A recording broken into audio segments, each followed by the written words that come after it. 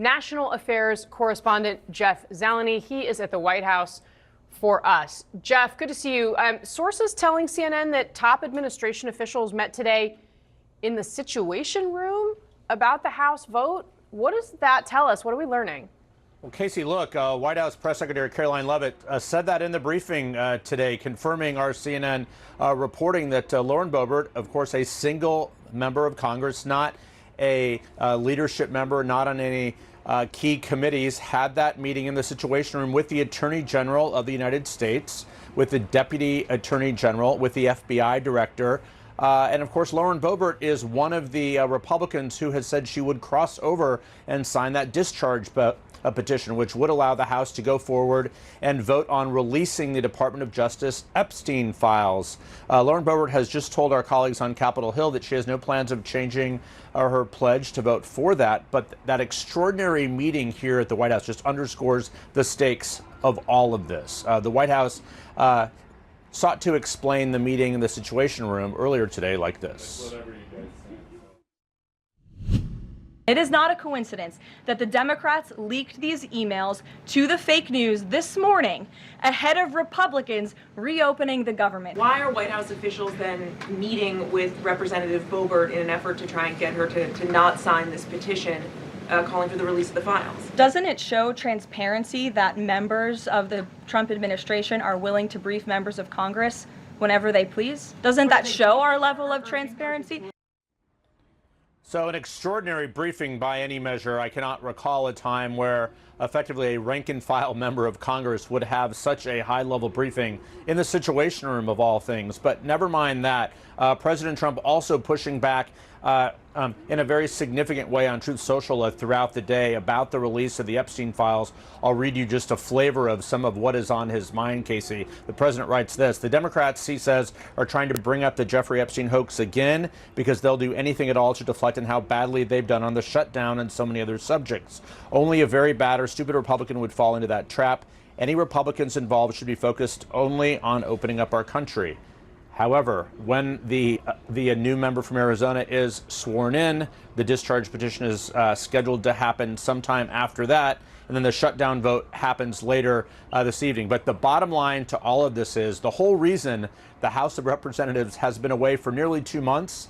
It is to effectively try and end the whole Epstein conversation. Well, that is right back happening this afternoon in ways the White House could not have anticipated it. So yes, they were scrambling a bit on this. But again, we should point out, even though the president's name has been mentioned several times in these in very interesting ways, still no evidence of any wrongdoing by him.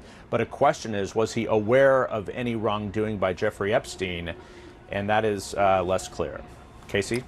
A remarkable set of facts at hand. Jeff Zeleny, thanks very much for that reporting. All right, our panel is here. CNN legal analyst Elliot Williams, CNN political commentator, Republican strategist and pollster Kristen Soltis Anderson, CNN political commentator Xochitl Hinojosa, and CNN senior political commentator, former Trump campaign advisor David Urban. We're also joined by Donald Trump's former attorney, Bill Brennan. Thank you all for being here on what is quite a newsy day. And David Urban, you're laughing to yourself. Yeah.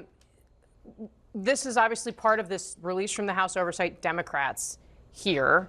I thought it was noteworthy that Karoline Leavitt used the word pedophile to describe Jeffrey Epstein. In the past, we've not heard White House officials use that word in the context of President Trump. How do you think the White House should be handling it? What does it tell you that they felt like they needed to meet in the Situation Room to try to prevent a vote for more of this to come out?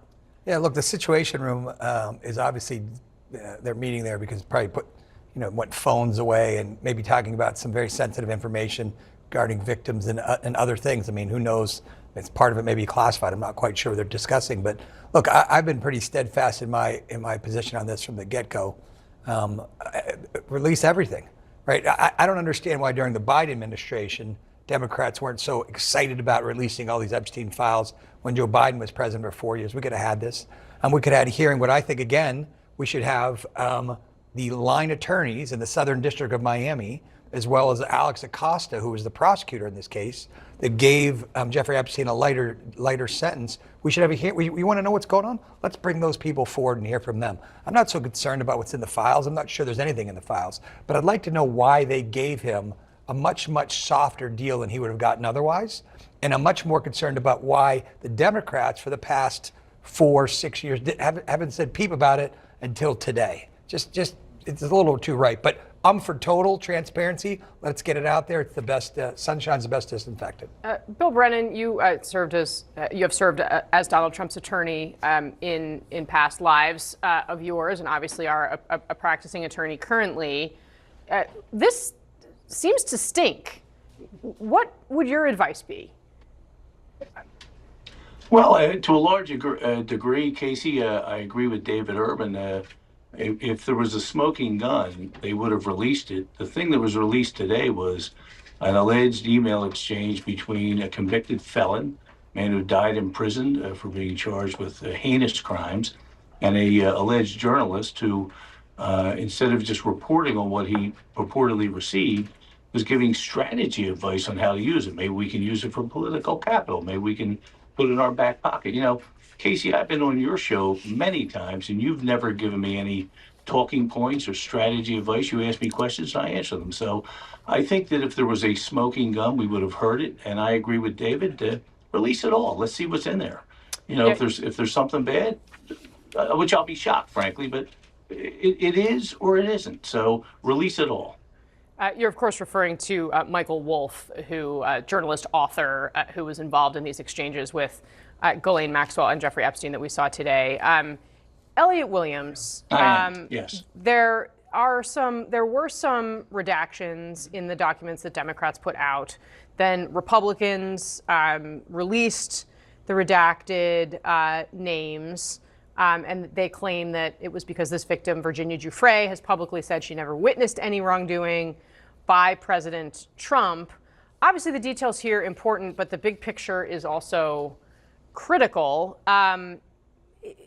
I think I just keep coming back to this basic question of why won't they just put out all the files? Yeah, and we have a stunning degree of unanimity on this conversation today because we're all in agreement that this stuff should have been out there. Let's be clear. This is 100% a crisis of Pam Bondi and Donald Trump's making. They let this mess happen. Had 6 months ago, they simply released the document, said, number one, this is what is in our possession that we are allowed to make public. Number two, this is the material in our possession that we are not allowed to make public because the law does not allow it. And number three, this is what Donald Trump knows. Some of it might be a little bit embarrassing, but number one, he thinks Jeffrey Epstein is a creep, but he did not engage in any wrongdoing, and here's what he knew. If they'd just done that 6 months ago, they wouldn't be here dealing with this mess. And Pam Bondi standing at the Oval Office and suggesting that she had binders of information that she was passing out and was set to release the whole file only made this situation worse. They screwed up.